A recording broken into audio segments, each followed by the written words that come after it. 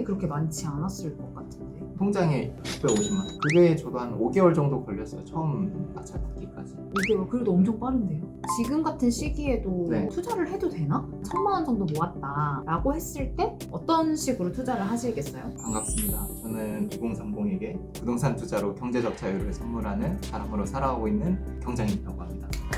반갑습니다. 처음에 투자를 직장인일 때부터 시작하셨다고 들었는데 맞아요. 신입사원일 때부터 투자를 하셨으면 네. 투자금이 그렇게 많지 않았을 것 같은데. 제가 첫 투자했을 때 통장에 700만 원 정도밖에 없었어요. 650만 원. 직장인 마이너스 통장 그걸 이제 활용해서 투자금에 넣었다가 세입자 받아서 그 돈을 회수하고 이런 식으로 계속 자산을 늘려갔었어요. 그 650만 원으로 투자하신 건 어떤 방식으로 하셨어요? 부동산 경매를 활용해서 다세대 주택을 투자했었습니다. 650만 원으로 아파트 투자는 쉽지 않았거든요, 수도권에서. 그럼 그거는 경매로 처음 시작하신 거예요? 그렇죠. 그래서 저도 다세대 주택이 시세 상승이나 이게 좀 아파트에 비해서 훨씬 더디니까 반드시 좀 다세대 주택은 경매로 취득을 하는 거를 조언을 좀 드리는 편입니다. 그렇게 해서 처음에 투자하신 걸로 바로 수익을 얻으셨나요? 거기 살고 있던 분이 2년 거주하시고 이사 나가면서 제가 인테리어를 싹 하고 그때 이제 전세 세팅을 하니까 투자금이 한 5천만 원 정도가 더 생기더라고요. 650만 원을 투자해서 5천만 원 번 건가요? 2년 뒤에 5천만 원에 현금으로 들어온 거죠. 물론 그거는 전세 보증금이기는 해요. 근데 전세가가 그 정도면 시세는 당연히 전세가보다는 더 높겠죠. 높으니까. 근데 계속 투자하신 그런 원동력? 무섭지 원동력? 않으세요? 요즘 같은 또 하락기에는 어려움이 있는 거는 맞아요. 근데 내가 부동산으로 돈을 벌겠다면 다주택이 될 수밖에 없고, 근데 이제 정말 부동산 투자로 돈을 버는 게 아니라 뭐 클로이님처럼 사업을 한다던가 이런 분들은 사실 똘똘한 한 채만 있어도 괜찮아요.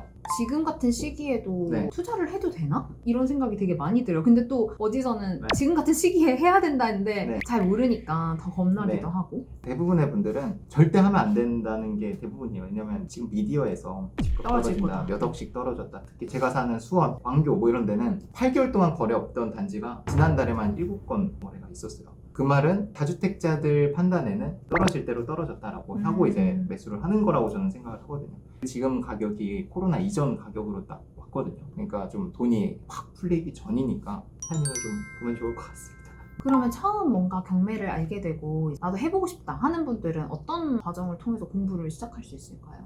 온라인 강의 같은 것도 되게 많고요. 저는 이제 책을 보고 공부를 했었는데 여러 권을 이제 쌓아놓고 보고 본 내용을 가지고 이제 지금 나와 있는 매물들도 보면서 실제 내가 입찰은 못하더라도 어떻게 낙찰이 되는지 조사한 것들을 가지고 나라면 요 정도 가격을 써봤을 것 같은데 나름대로 해보는 거예요. 그래서 실제로 얼마에 낙찰이 되는지 보는 거죠. 결과가 나오니까. 모의 투자네요? 모의 투자. 돈은 안 내지만. 그쵸. 아. 근데 그거를 이제 인터넷만 보고 해도 너무 편리하고 좋지만 법정에 가보면 더 좋아요. 입찰 뭐 20명 했다 그러면 20명을 막 앞으로 부르기도 하거든요. 그 긴장감과 와닿는 게 더 커요. 아, 이거 현장감. 진짜 공감되는 것 같아요. 저 네. 부동산 1도 관심 없었는데 네. 언제 약간 그걸 느꼈냐면 오프라인 강의 들으러 갔는데 네. 제 나이대 사람들이 120명이 앉아있는 거예요. 네. 나만 이 세상을 몰랐나? 이래서 그때부터 막 청약 이런 것도 처음 공부해보고 그랬었는데 진짜 중요한 말씀이신 게 옆에서 보는 거는 진짜 큰 것 같아요. 나도 해야 될 것 같은 느낌이 들거든요. 동기부여되고 동기부여되고 그리고 해야 될 것 같은 느낌이 신문 기사에서 지금 집값 오른다 그걸로 해야 된다라는 생각이 들면 그때는 늦은 때예요. 그러니까 미디어만 따라가서는 계속 뭐 비싸게 사서 싸게 팔아야 되고 이런 느낌인 거예요. 그러면 법원에 가는 거는 보통 낮에 가지 않나요? 직장인일 때는 어떻게 하셨어요? 직장일 때 휴가를 낼 수밖에 없었고 입찰 자체는 대리 입찰이라는 걸 할 수 있어요. 부모님께 뭐 부탁을 드리거나 가족 구성원 중에 뭐 누구한테 용돈을 주고 부탁을 한다던가 그런 건 가능합니다. 입찰. 그럼 처음 공부하실 때는 내가 책 같은 거 보면서 혹은 네. 강의 같은 거 들으면서 모의 이제 모의 입찰 많이 해보고 네. 진짜 하겠다 했을 때는 내가 가보거나 아니면 맞아요. 대리로 대리로 했었죠. 요청해서. 왜냐면 매번 휴가 내기는 쉽진 않았고 그게 저도 한 5개월 정도 걸렸어요. 처음 낙찰 받기까지. 5개월 그래도 엄청 빠른데요? 7번째인가 그렇게 받았던 것 같아요. 입찰 7번. 7번째 시도했을 때 그때 맞아요. 네, 계속 폐찰 뭐 2등 하다가 제가 뭘 말씀드리고 싶냐면 경매로 하는 게 무조건 엄청 싸게 받고 이런 걸 생각하시면 안 돼요. 경매에서도 약간 불편한 요소들이 있어야 정말 여러분들이 원하는 그런 가격대로 싸게 받을 수 있는 거고 다 조건이 좋고 투자금도 적게 들어가면서 1억을 벌고 이런 거는 사실 없습니다 세상에. 그리고 경매가 뭐 10년 전 우리 부모님 세대 때는 하는 것 자체가 진입장벽이 워낙 높으니까 정보가 이제 풀려있지 않고 요즘에 인터넷이나 무료 강의 이런 게 너무 많이 풀려있으니까 경매를 하는 것 자체는 누구나 쉽게 해요. 근데 이제 진짜 내가 경매로 돈을 벌겠다면 결국은 이제 좀 빨간 글씨 있는 것들을 봐야 됩니다. 그래서 그런 게 오히려 기회일 수 있다는 걸 좀 말씀드리고 싶었어요. 경매는. 그래도 여전히 일반 부동산 투자보다 경매가 훨씬 더 소액 투자 아닌가요? 그쵸. 근데 일반 공인중개사를 통해서 하는 것 중에 갭 투자 이런 거 있잖아요. 전세 끼고 네네네. 투자하는 거. 빌라 오피스텔은 전세가랑 매매가랑 크게 차이는 없거든요. 공인중개사 끼고 하면은 갭 투자가 가능한데 경매는 그게 안 되거든요. 경매는 대출이 더 잘 나온다. 경매라서 대출을 더 해주는 게 아니라 경매로 싸게 샀기 때문에 대출을 은행 입장에서 더 해줄 여력이 생기는 겁니다. 1억짜리를 1억에 사서 뭐 80% 대출 나온다면 8천만 원 대출이 나오겠지만 이거를 내가 8천만 원에 사잖아요. 그럼 시세에 대해서 대출 내주나요? 두 가지를 봐요. 시세도 보고 내가 받은 가격도 봐요. 그래야지 100%안 넘게 대출이 되거든요. 100% 넘게 대출 나오는 건 아니잖아요. 두 가지 중에 작은 금액으로 대출이 나옵니다.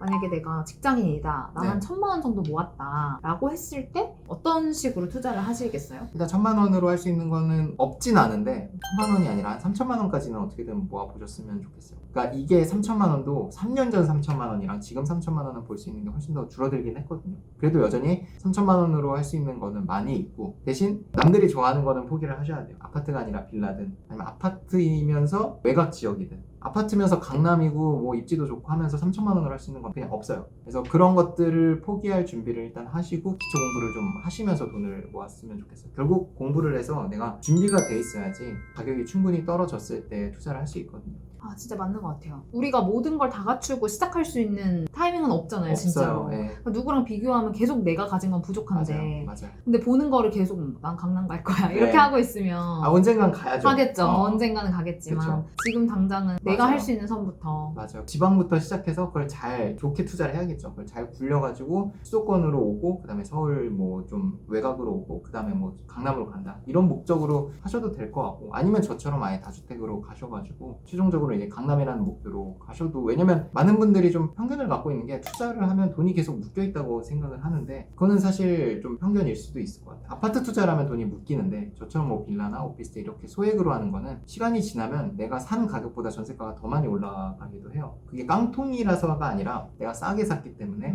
정상적인 전세 시세로 줘도 투자금이 더 생기는 경우 남는 경우. 그쵸. 그래서 제가 첫 투자를 빌라로나마 시작한 게 진짜 뭐 돈도 벌었지만 돈을 못 벌었어도 저는 그 경험이 주는 게 되게 왜냐면 그걸 한 이후로부터 적극적으로 투자를 해서 돈을 어쨌든 많이 벌었으니까 그러니까 손해 안 나는 선에서 해보시는 게 중요하지 계속 뭐 타이밍 재고 기다리면 끝도 없어요. 그쵸. 싸져 있을 땐 계속 집값 떨어진다라고 얘기를 할 거고 공부가 안 되신 분들은 계속 분위기에 휩쓸려서 막 투자를 하니까 비쌀 때 사서 쌀 때 더 떨어질 것 같으니까 아 이때라도 손절해야겠다라고 위안하면서 손해보고 파는 거죠. 소수의 돈을 벌었다는 사람들의 얘기를 좀 들으시면 좋을 것 같아요. 너무 미디어나 이런 거에 휘둘리지 마시고 하시면서 잘 안 됐던 적은 없어요. 첫 번째 힘들었던 거는 전세가 잘 안 나가는 거 그래서 제 돈이 계속 나가고 있는 거 이런 시기가 또 영원하지는 않으니까 이걸 잘 버티면 또 상승장이 올 거거든요. 그런 때를 또 기다리면서 이제 하는 거죠. 두 번째 힘들었을 때는 제가 이제 잘 봤어야 되는데 옆집을 받은 거예요. 빌라들을 보면 네. 실제 가봤는데 301호라고 써 있어요. 경매도 301호라고 나와 있고 근데 빨간 글씨로 나와 있었거든요.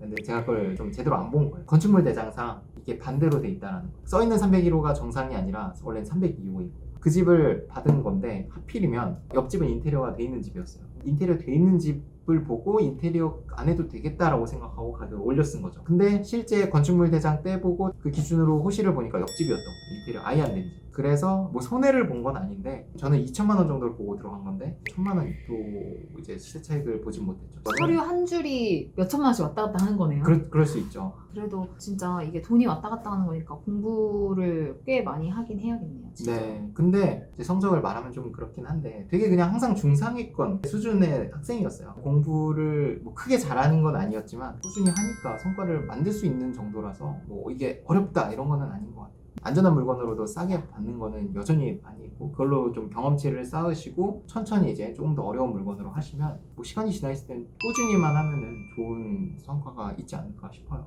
오늘 진짜 좋은 얘기 많이 해주셨는데 혹시 네. 하시고 싶은 이야기나 뭔가 더 해주고 싶은 얘기? 두 가지 정도를 드리고 싶은데 영원한 상승도 없지만 영원한 하락도 없습니다. 그냥 미디어만 보시는 분들은 작년 같은 때는 영원히 오를 것 같고 지금 같은 때는 또 영원히 떨어질 것 같고 근데 금리도 마찬가지고 이게 영원히 올라갈 것 같은데 또 그런 건 없어요. 일정 시기가 되면 또 낮춰줄 거거든요. 그런 시기가 오기 때문에 내가 준비가 돼 있어야 돼요. 금리가 떨어졌을 때 지금 같은 하락기에 뭘 준비해야 되는가. 저는 이제 적어도 경매 공부는 해두시면 진짜 좋을 것 같아요. 왜냐면 이게 임차인 입장이 되면 또 보증금을 지키는데 그 지식을 활용할 수도 있고요. 물론 투자로 활용할 수도 있지만 두 번째는 부동산으로 돈을 벌려면 결국 돈을 벌었다는 사람들의 얘기를 좀 들어보면 좋을 것 같아요. 그게 미디어에서 얘기하는 거랑은 완전 반대일 수도 있어요. 그래서 저 사람이 투기꾼 같고 나쁜 사람 같고 이렇게 보일 수도 있는데 그런 좀 편견을 없애고 얘기를 한번 들어보시고 그 배경이 뭔지 그 데이터도 한번 보시고 하면은 조금 생각이 바뀌지 않을까. 난 좀 인생을 바꿔보고 싶다. 나는 뭐 부동산 투자로 가족들을 좀 여유롭게 살게 하고 싶다라고 하면 그렇게 만들어준 사람의 얘기를 들어야죠. 뉴스를 듣는 게 아니고. 진짜 투자자는 하락기에 투자라고 가짜 투자자들은 막 상승기 때 그때 막 투자하는 사람들은 진짜 투자가 아니라고 생각을 해요. 그래서 좀 생각을 깨셨으면 좋겠는 말씀을 마지막으로 좀 드리고 싶습니다. 네, 오늘 너무너무 좋은 이야기 해주셔서 감사드리고 네. 다음에 궁금한 점 또 생기고 네. 이럴 때 모시겠습니다. 감사합니다. 오늘 같이 해주셔서 너무 감사드립니다.